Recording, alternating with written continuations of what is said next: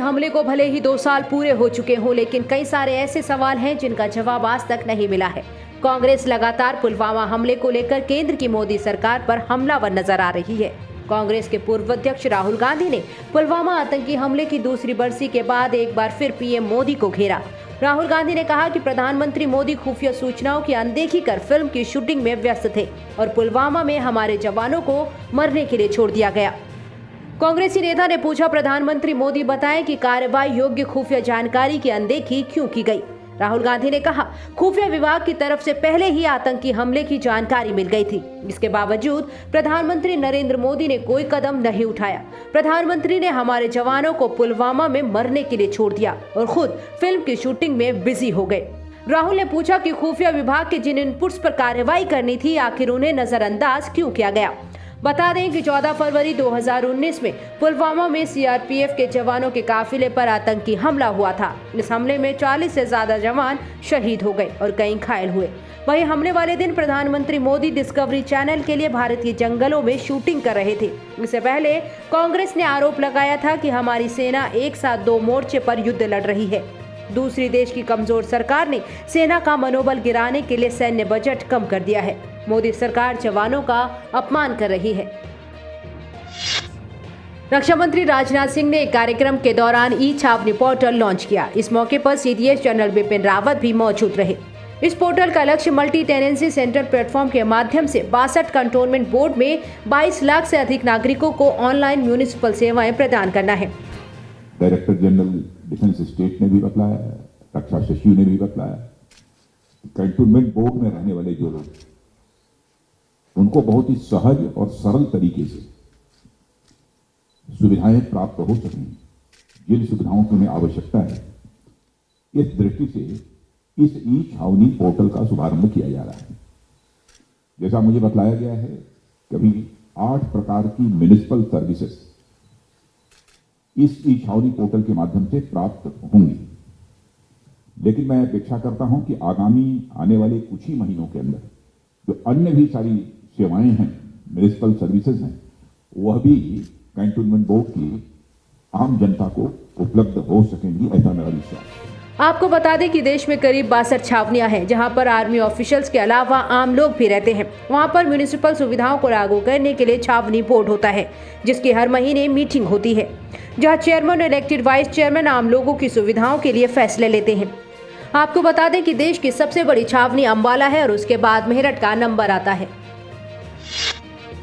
भाजपा ने कांग्रेस नेता राहुल गांधी पर निशाना साधते हुए उन्हें प्रवासी नेता बताया। बीजेपी के वरिष्ठ नेता और केंद्रीय मंत्री प्रहलाद जोशी ने कहा कि एक समय अपने परिवार के गढ़ अमेठी के लोगों द्वारा खारिज किए जाने के बाद राहुल गांधी ने केरल में पनाह ली है। इतना ही नहीं, जोशी ने सबरीमाला में महिलाओं के प्रवेश के मुद्दे पर राहुल गांधी पर निशाना साधते हुए दावा किया कि मामले में कांग्रेस के राष्ट्रीय और प्रदेश नेतृत्व ने अलग अलग रुख अपनाया। केरल के लिए पार्टी के चुनाव प्रभारी जोशी ने लोकसभा में राज्य की वायनाड सीट का प्रतिनिधित्व करने वाले गांधी से सबरीमाला मुद्दे पर अपना रुख स्पष्ट करने को कहा। ईसाई मतदाताओं को आकर्षित करने का प्रयास करते हुए जोशी ने राज्य में कांग्रेस और सत्तारूढ़ वाम द्वारा इस्लामी कट्टरपंथियों का तुष्टीकरण किए जाने का हवाला देते हुए तुर्की में हागिया सोफिया चर्च को मंदिर में बदलने का मामला उठाया। भाजपा की विजय यात्रा की तैयारियों को बताते हुए जोशी ने दावा किया कि राहुल गांधी प्रवासी नेता है, जिन्होंने उत्तर प्रदेश में अमेठी निर्वाचन क्षेत्र से 3 बार चुनाव जीतने के बावजूद वहां के विकास के लिए कुछ नहीं किया। जोशी ने आरोप लगाया कि कोई विकास नहीं हुआ। उनके निर्वाचन क्षेत्र में स्वास्थ्य केंद्र में एक्सरे मशीन तक नहीं आई। भाजपा नेता ने कहा कि अमेठी में खारिज किए जाने के बाद गांधी ने केरल में शरण ली और दावा किया कि राज्य के लोग भी समझ जाएंगे कि कांग्रेस का समर्थन कर उन्हें कुछ नहीं मिलने वाला।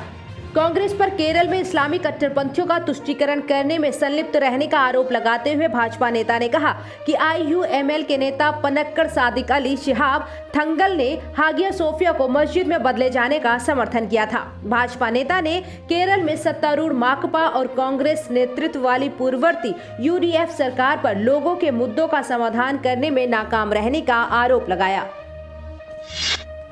भारत और चीन के बीच पूर्वी लद्दाख पर करीब 1 साल से जारी विवाद जल्द खत्म हो सकता है। पूर्वी लद्दाख के पैंगोंग से के उत्तरी और दक्षिणी किनारों से भारत और चीन की सेनाओं की वापसी लगातार जारी है। लोकसभा में रक्षा मंत्री राजनाथ सिंह ने पिछले दिनों ऐलान किया था कि भारत चीन पूर्वी लद्दाख में जारी विवाद को खत्म करने पर सहमत हुए हैं। वहीं अब दोनों देशों के सैनिकों की वापसी की प्रक्रिया निर्धारित शेड्यूल के अनुसार हो रही है। खबरों के मुताबिक सॉल्ट वाटर लेक के उत्तरी तट पर चीनी सेना के भारी युद्धक टैंक तेजी से फिंगर 8 से पीछे हट रहे हैं। वहीं भारत और चीन की सेनाओं की वापसी प्रक्रिया योजना के मुताबिक चल रही है और अगले 6 से 7 दिनों में वापसी की प्रक्रिया पूरी होने की उम्मीद है। जानकारी के मुताबिक चीनी सेना ने पूर्वी लद्दाख से अपने कई बंकरों, अस्थायी चौकियों को हटा लिया है और साथ ही चीन वहां से अपने सैनिकों की संख्या में भी लगातार कमी कर रहा है। बता दें कि फील्ड कमांडर लगभग रोजाना बैठक कर रहे हैं ताकि वापसी की प्रक्रिया को आगे बढ़ा सकें।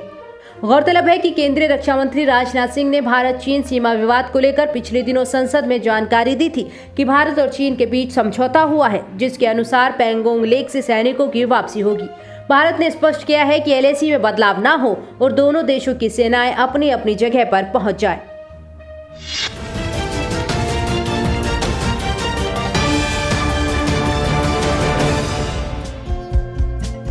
हमारे चैनल को लाइक, शेयर और सब्सक्राइब जरूर करें और नई अपडेट्स के लिए बेल आइकन दबाना ना भूलें।